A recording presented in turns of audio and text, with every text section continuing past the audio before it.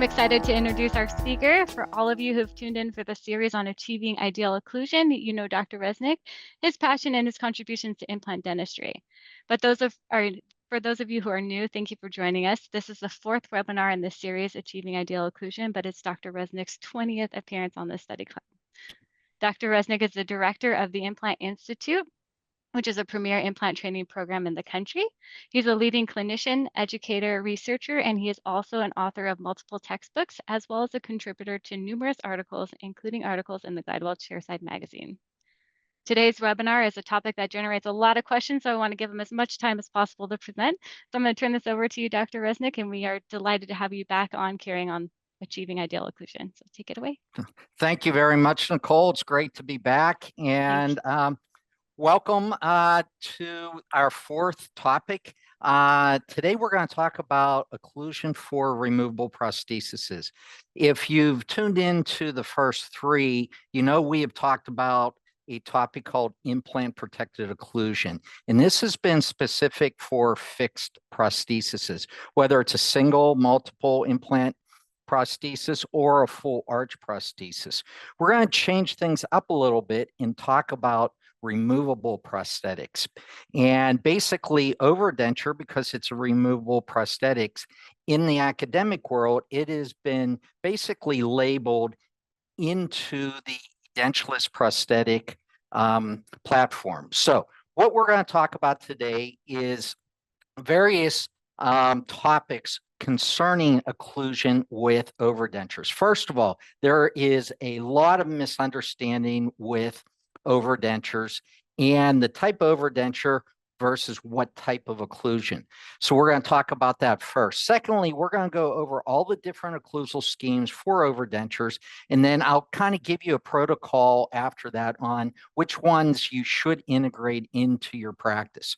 Then we'll go over different scenarios. If it's fixed against removable, depending on what type of overdenture, we'll go through a schematic on exactly how to develop that occlusal scheme and what it should be. And then at the very end, I'll sum everything up and go over some prosthetic tips for overdentures that you can take back to your practice.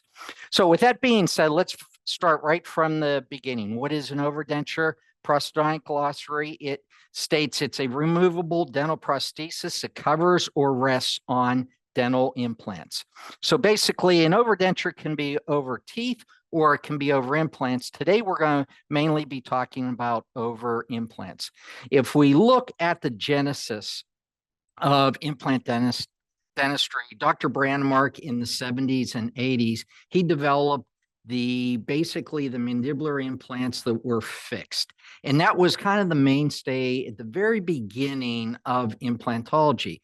You put implants in the anterior mandible, you put a fixed prosthesis, and that was ideal.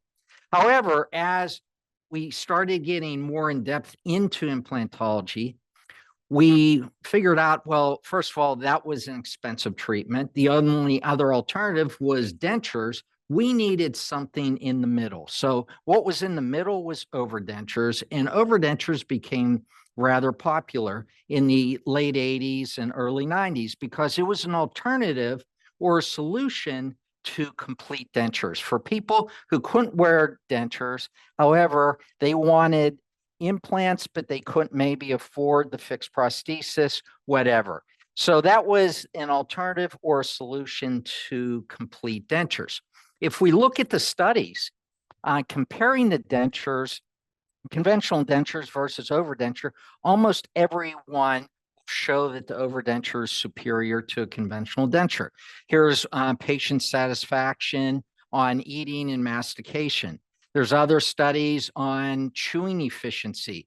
Here is 2 to 4 times less chewing strokes, 20% increase in chewing efficiency with an overdenture compared to conventional dentures. So as you can see, there was a lot of advantages to this other modality in implant dentistry that we offered our patients.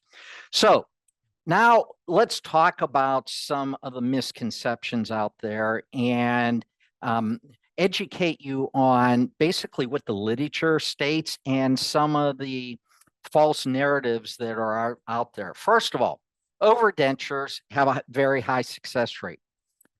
Here is 2, 4, 6 studies that I have. They're almost all 95 to 100%. So is that really true? Well, first of all, if you remember at the very first session, I talked about survival versus success. A lot of studies really don't use the proper format on how to evaluate the health of an implant. Survival is a lot different than success. So what is survival? It's the implant's in the mouth, but it can be in any condition and or patient satisfaction, meaning this image on your screen on the right, those 2 implants, peri-implantitis, there's exudate coming out, they're diseased. However, under a study that is looking at survival, those are positive. So those are surviving. So that would be in the positive column versus success, where implants have to be in the mouth, they have to be functional, but also they have to have patient satisfaction. Unfortunately, most of the studies that we see in implant dentistry are survival studies, not success studies. So if you look at this, this is a 20-year retrospective study on overdentures, and it's survival, very high, almost 100%. However, if you look at this image I have on the left of your screen, 2, 4, 6 implants, those are all diseased, okay? They're on their last legs. In this study, those are successful under a survival study, and that's problematic. Here, if you look at a prosthetic study, you can have an overdenture that fractures and breaks every week. However, in a survival study, that would still be successful. So it's very, very difficult to look at some of these studies because you don't know exactly the parameters that the study is being done under. There has been 2 consensuses on overdentures. One was the McGill in Canada, where this was in the early 2000s, and they looked at overdentures and looked at all these studies that were out there. And basically, their final conclusion was a 2-implant overdenture should be the first line of treatment for an edentulous patient. So what does that mean? You have an edentulous patient, before you even talk to them about conventional dentures, the first line of treatment should be a 2-implant overdenture. This was duplicated in Britain at the British Society of Prosthetic Dentistry, and they said the same thing. 2-implant overdenture, first line of treatment. So with all that being said, overdentures became very popular. But what's the real truth about these studies? I just gave you the definitions of success and survival. Let's go in a little bit deeper and talk about complications and maintenance. Now, I showed you these 6 studies. What I didn't show you, though, is this. They're all in the mandible. Most of the overdenture studies, especially early on in the late 90s, early 2000s, were all done on the mandible. As we know, going back to the Brandemark studies, mandibular implants have a higher success rate than maxillary implants. That's just the way it is. If we look at this study, this is a systemic review. So remember, a systemic review looks at a cross-section of studies that meet the parameters of the topic they're looking at. This one's 46 studies over 5 years, 100% success and survival for a lower overdenture. However, only 78 to 87% in the maxilla. So the maxilla is a lot different than the mandible. Here's another study by Goodacre, 19% failure in the maxilla, 4% failure in the mandible. Here's another one, survival rates in the maxilla, 71% at 5 years. These studies aren't what we're used to at the 90+ amount of studies. If we start looking at the difference in having issues with overdentures, the maxilla in this study had a 3 times greater fracture rate than the mandible. Another study, prosthetic failure, 28% with a maxillary overdenture. So that's rather significant. And we'll come back to that at the very end, and I'll tell you how to combat that. But if we go back to these consensuses that have been talked about for years, the McGill and the York consensus, the one thing I didn't show you, and it's in smaller print, is it is first line of treatment. It's also standard of care. It's 2 implants, but it is the mandible, not the maxilla. So these consensuses were done on the mandible, not the maxilla. Therefore, it's been brought over into the maxillary overdenture modality, but that isn't what the actual consensuses were. So that becomes problematic. If we look at a different, not look at survival and success, but let's look at complications. Goodacre probably had the most extensive study on complications with prosthetics, found overdentures had the highest rate of complications. 30% of overdentures, the day you put them in, have some retentive issue. 19% have reline issues. So it's very, very high, the complication rate. Here's a study that looked at an overdenture versus a fixed implant prosthesis. 4 to 10 times the overdenture had more complications than a fixed implant prosthesis. If we look at maintenance, here maintenance, 3 times more maintenance if an overdenture takes in comparing to a fixed implant prosthesis. So that is rather significant. So what is the summary on that first question? Does it have a high success rate? Well, the mandible does. The mandibular overdentures have a very high success rate through all the literature. The maxillary overdenture, however, doesn't. And again, we'll talk about that at the very end, but it does have a compromised success rate. Overdentures, that prosthesis has high maintenance requirements and a high complication rate. So it's not as what most people thought. It's an easy type of prosthesis. You never have to see the patient again, and there's small problems. There's usually large problems. Question 2 that I want to talk about is, are overdentures all the same?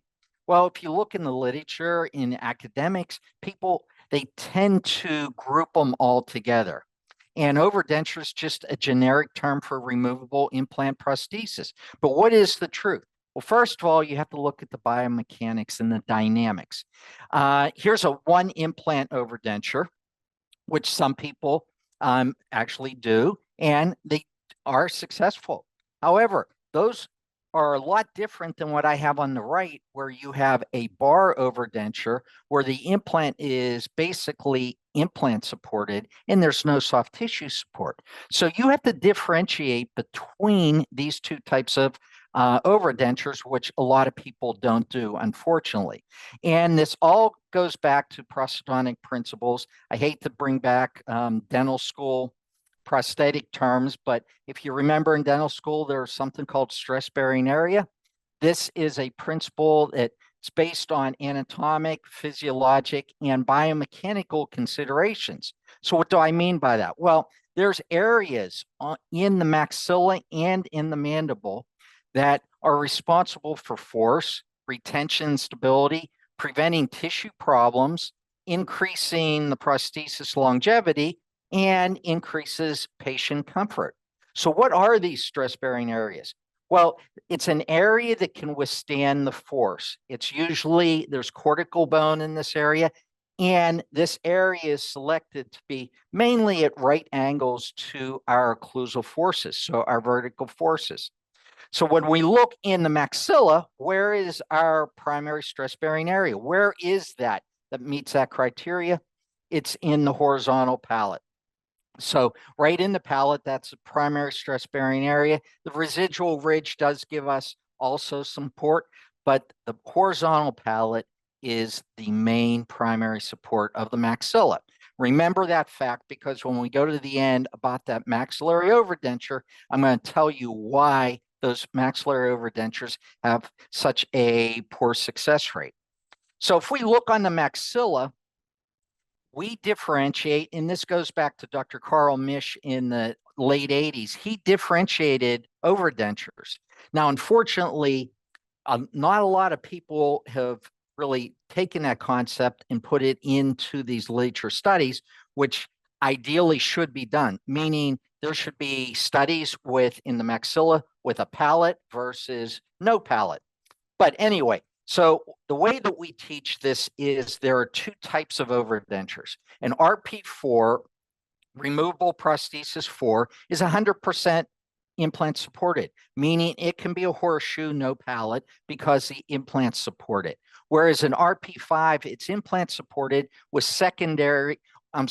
it is soft tissue supported. That's wrong. Primarily, it's soft tissue supported. Secondarily, it's implant supported. So let's look at some examples. On the left here, RP4, there's no palate. That would mean that we need enough implants, enough surface area to counteract those occlusal forces. On the right, we have a palate. That means that we don't have enough surface area, so we need the soft tissue to help support us in the force distribution of that patient. When we look at the mandible, the primary stress-bearing area is the buccal shelf, and this is lateral to the retromolar pad. This area, cortical bone, vertical, it's rather thick cortical bone, and it can withstand the vertical occlusal forces. So when we look on a mandible, we have an RP4 and an RP5. An RP4 has no buccal shelf on it, whereas an RP5 does have buccal shelf extension. So when we look at that, the one on the left here has more implants over a greater AP spread, so there is no buccal shelf. On the right, we have only anterior implants, so we need that soft tissue support and we need that extension. So the bottom line in question 2, all overdentures aren't the same. There are some that are soft tissue supported, there are some that are implant supported, and that is very critical when you're looking at complications, maintenance, and success. And our third question, what we're talking about today, conventional dentures and overdentures. Do they have the same type of occlusion? Because an overdenture is a removable prosthesis.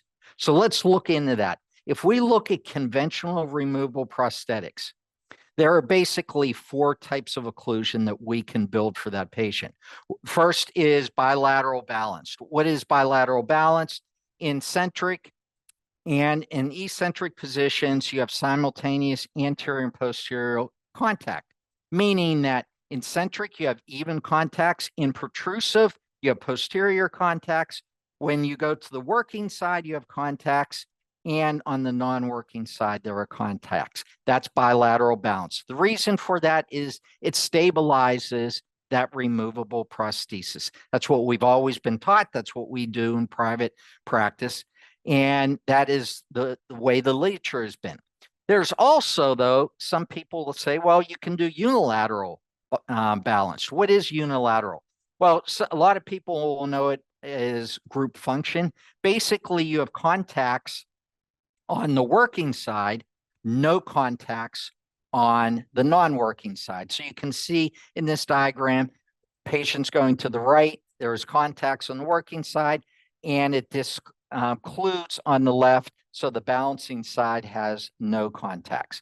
Now, what is group function? Why don't we do that much with even fixed prostheses? If you remember at the last session, we talked about when you have group function, the problem is it brings the temporals and the masseters into it. So you have more muscle activity, which we don't. That's why we want cuspid disclusion, because when we disclude for a fixed prosthesis, that relaxes those muscles and it doesn't bring them into play.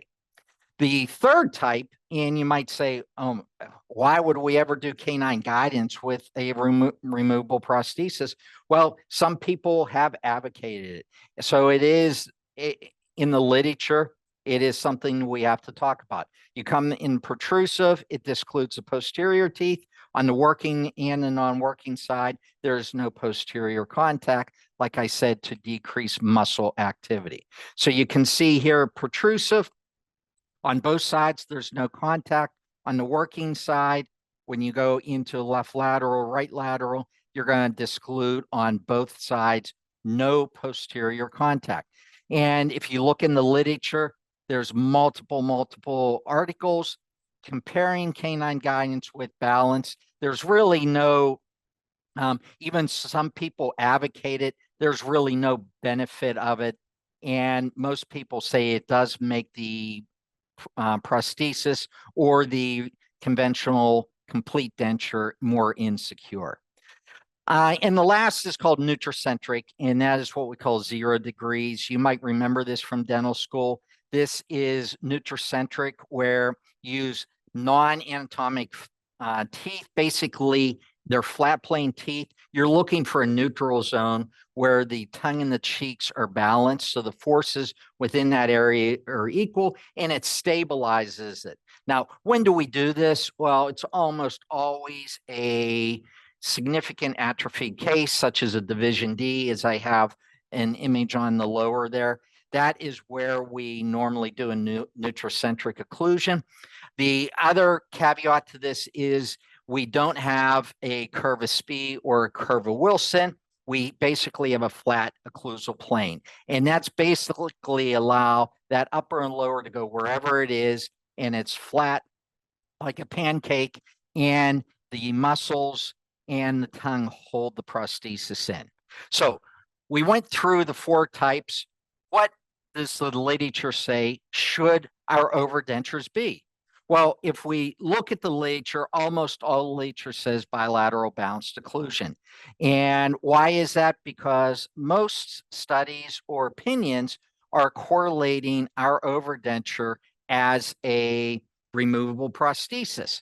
So again, almost every article out there says that bilateral balance, but let's look at it a little bit closer. So what is the true, what do we actually teach, and what have we been doing for all these years? Well, some patients need bilateral balance, but some patients don't. And what is the reason? Well, if you look at all those articles, and I have hundreds of them I could talk about, the one thing they don't talk about, not one of them, is it an RP4 or is it an RP5? And that becomes problematic. So if you look at an RP4 versus an RP5, remember an RP5 is soft tissue supported. That is a true removable prosthesis, similar to a conventional denture. However, an RP4 is completely implant supported. It gets no support from the actual soft tissue. So we cannot treat these the same, or we shouldn't treat these the same. So in RP4, how do we make that prosthesis? On the maxilla, it's most commonly made without a palate, because we don't need a palate, because we have more implants and it's implant supported. We don't have a buccal shelf on the lower prosthesis. In the maxilla on an RP5, we have less implants. We need that soft tissue support. So we definitely need a palate. And in the mandible, we have a buccal shelf extension. So let's go through these one at a time. RP5, I'll use an example of 1 implant. It could be 2 implants, 3 implants. It is soft tissue supported, primarily with secondary implant support. We treat that as a removable prosthesis, such as a conventional denture. With that being said, we want to balance it, because we know with the conventional denture, we need to balance all these contacts so that we don't get tipping of the actual prosthesis. So option 1 is bilateral balanced occlusion, conventional, just like you make most dentures in your private practice. However, there's an option 2. And option 2 is actually a better option than option 1, and that is called lingualized occlusion. What is lingualized occlusion? It's balanced occlusion, but it's an offshoot of the bilateral balanced occlusion principle. Basically, you take all the lingual cusps of the maxillary teeth, and they are the only contact into the mandible, usually in the central fossa. So you can see here on the right where have that plunging cusp of the maxilla hits into the central fossa of the lower. The way that you set this up, the way that your lab sets it up is you want to use an anatomic tooth on the maxilla, usually 33°, and then a non-anatomic tooth on the mandible, usually a 0°. If you can see this diagram on the left, that lingual cusp is hitting just in the central fossa. So that's the only occlusion that you have. Now, what's the advantage of that? Well, we could talk about a lingualized occlusion all day, but I don't have that long. So I'm just going to give you kind of a summary of it. As the bone is lost from buccal to lingual, our ridge always is repositioned more to the lingual. By using just the lingual cusp, that puts all the forces over where the bone is or where the implant is going to be. So the forces are centralized more over the bone. Also, aesthetically, it has been shown in the literature to be better. It gives you better stability, and it's easier to obtain balanced occlusion. Sometimes, as you know, when you're balancing buccal and lingual cusps, it's rather tough. With just the lingual cusp, it's a lot easier to achieve balanced occlusion. So what does it look like? Here on the very left, you can see the lingual cusp hit into the central fossa in centric. In protrusive, you're going to have posterior contacts. In the working side and on the non-working side, you're going to have posterior contacts. So that is called lingualized occlusion. And that is, if you, I just have a couple studies here. Here is a study that looked at lingualized occlusion versus bilateral balance, and it shows better chewing efficiency and better aesthetics. Here is a study that looked at lingualized, bilateral balanced, and basically a non-anatomic. It shows that lingualized occlusion, greater comfort, masticatory efficiency, and aesthetics. So lingualized occlusion is ideal. We've been using that for many, many years. It also, the way that we used to specifically use it is if we did mandibular implants, patients would come back and say, hey, my maxillary denture, which was never loose before, feels a little loose.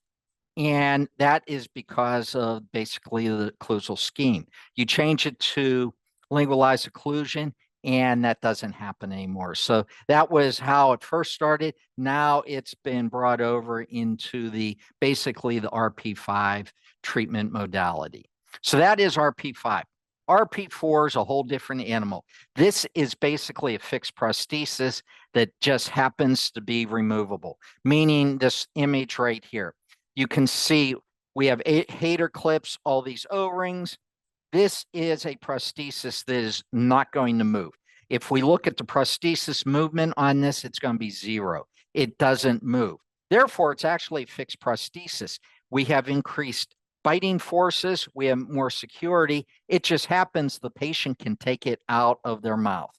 So when we look at RP4s, we cannot correlate it to a conventional removable prosthesis because it has different support. It has no soft tissue coverage. It has different retention, and it has different biomechanics, basically. So we cannot do bilateral balance, or we should not, on an RP4. So how do we treat an RP4? We treat it as a fixed prosthesis because it's basically a fixed prosthesis. How do we treat a fixed prosthesis, whether in conventional prosthetics or in implant prosthetics? We treat it as a canine guidance or a mutually protected occlusion. So in RP4, basically, we're going to do canine guidance or mutually protected occlusion. That is ideal. And this is why some of the studies, which I'm going to talk about again at the very end, especially in the maxilla, becomes problematic. So in summary, question 3, we have an RP4, which we're going to treat as a fixed prosthesis, mutually protected occlusion. RP5, which is a true soft tissue-borne prosthesis, we're going to do that balanced. So what's the take-home message? Look at your case. And when you design this at the very beginning, there's different biomechanics and dynamics with these overdenture cases. With that, there are different occlusal schemes. Look at it. Is it going to be an RP4 or is it going to be an RP5? That will tell you what type of occlusal scheme you need. Now, also, there's some tips that I want to go over with that. And these are just some tips that I see people that have had problems with overdentures. And if you've ever had an overdenture problem patient, you know that's a very bad thing can happen because they keep coming back, and they never get to be happy. So if you can treatment plan it right, that's ideal. First of all, inform the patient. This is a removable prosthesis. It does come in and out because patients sometimes don't know that, even if it is an RP4. The restorative dentist should always have an input on the treatment planning, position the implants, number of implants, patient's expectations.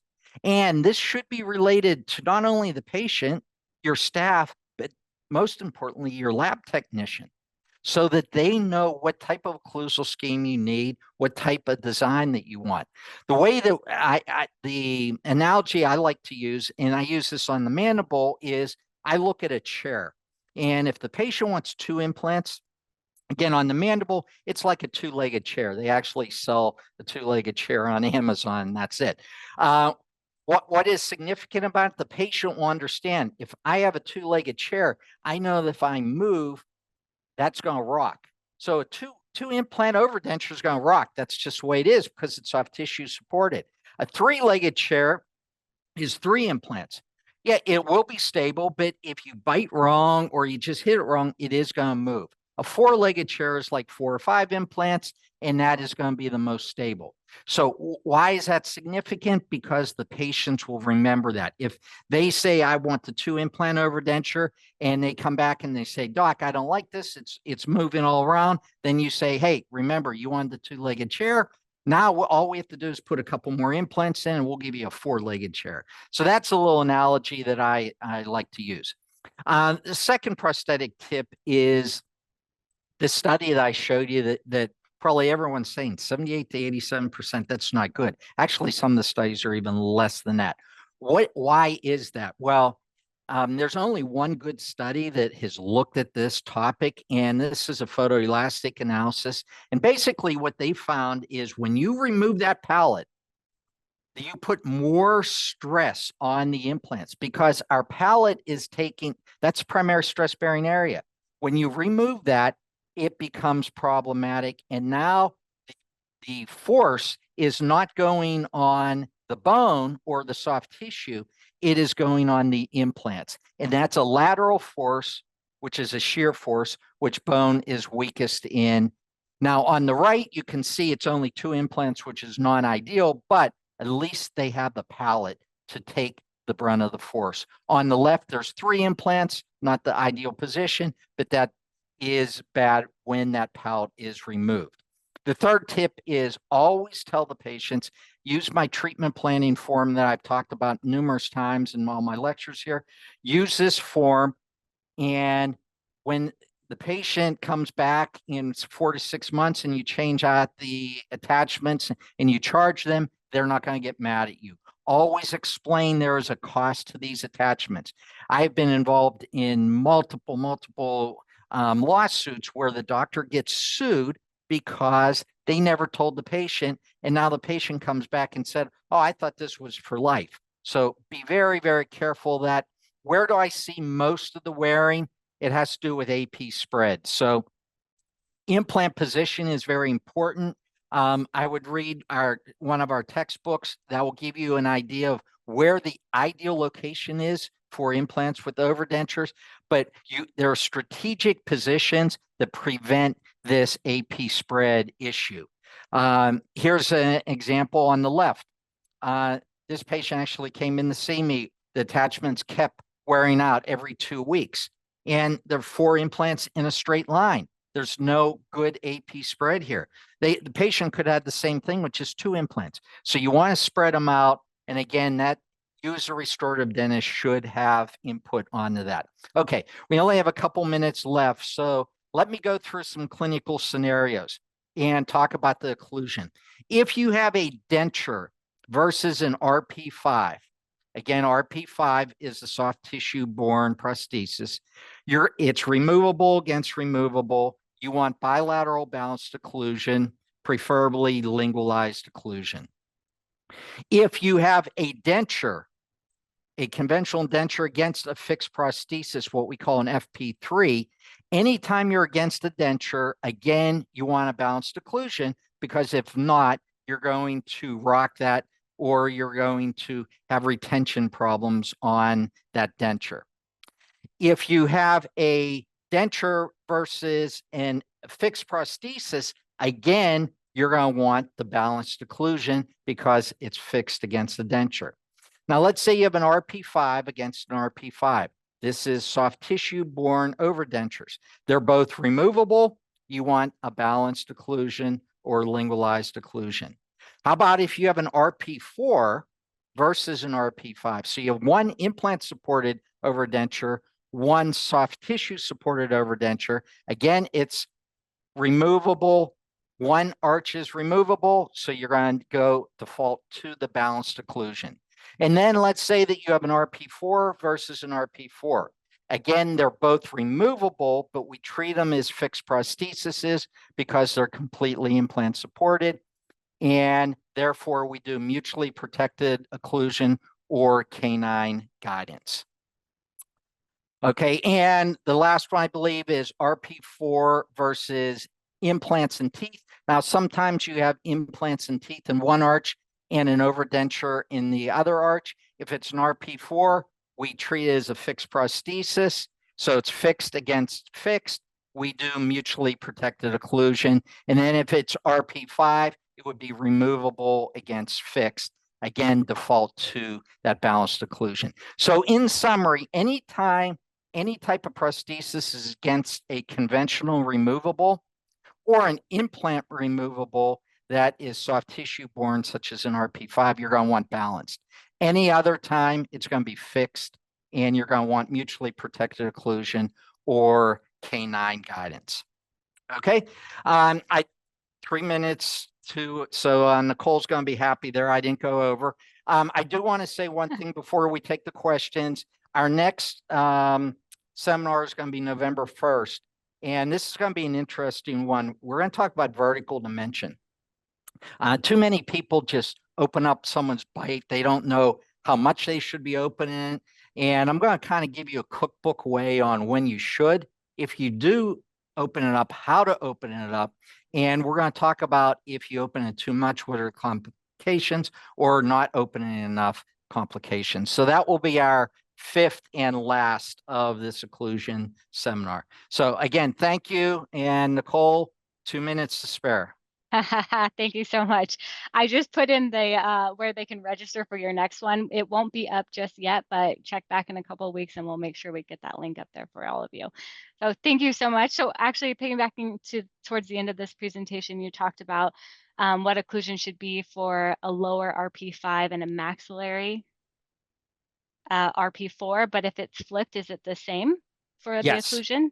Yes. So the occlusion, the occlusion, where you default to is removable versus fixed. So if those slides, I didn't have a lot of time to go over, but on the upper left corner, it gave you the reverse. So all those scenarios that I gave you can be reversed and they're the same. So an easy way to look at it is anytime you have a removable prosthesis, you don't want to dislodge it. So you have to balance it. So if you have one arch fixed and one removable, always balance it. Where people might get confused is if it's an RP4, but again, this is an overdenture that is basically fixed. So we treat it occlusion-wise as a fixed prosthesis. Perfect, thank you. All right, so let's see, we got a few questions in here. Is the chewing efficiency of an implant overdenture significantly lower than fixed implant bridge or an all-on-X?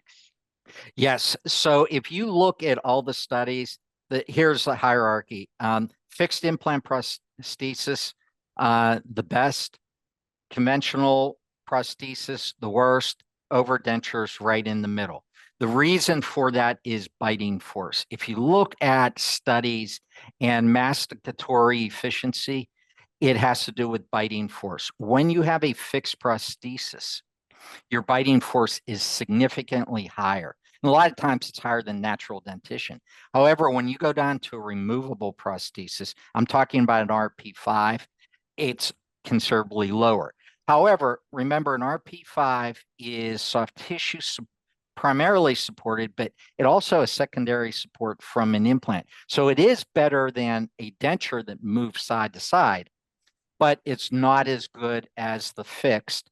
And with the RP4, we treat that as a fixed. So I would put that RP4 up with the fixed prosthesis, what we call an FP3. Okay. And then so going along with a lingualized occlusion, does it matter can you use lingualized occlusion for fixed? Oh, it You says can't. for fixed versus fixed, sorry. No. So lingualized occlusion is a balanced occlusion. Okay. So it is a subdivision of bilateral balanced. Okay. Even though theoretically you can do lingualized occlusion non-balanced, you want to do it balanced. So the bottom line is anytime that I said do removable, you can do lingualized occlusion. That makes sense. All right. Can an RP4 be locators only? Yes, definitely. For example, in the mandible, if you have 4 or 5 implants, they're all locators, even without a bar, that would be a fixed prosthesis. You don't need soft tissue support. Now, you might ask, why do you want a prosthesis with no soft tissue support? Let's talk about a patient that has dry mouth, xerostomia, right off the bat.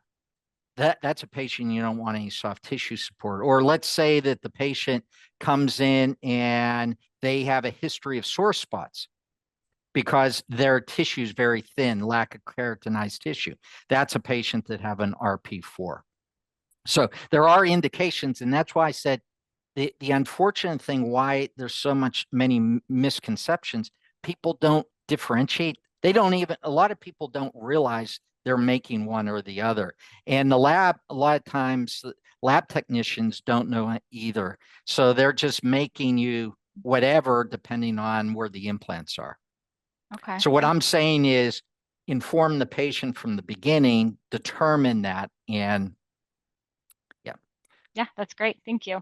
What type of implants do you usually use for removable implant supported prosthesis? What type of implants? Mm-hmm. Han. I use Han for everything. I'm sorry, Glidewell HT Oh, it plants. has the new Yeah, the new pronunciation. name. Yes. Yeah. The reason is if you look at, and this actually, I didn't have time to talk about it, but it's probably very important that you should know.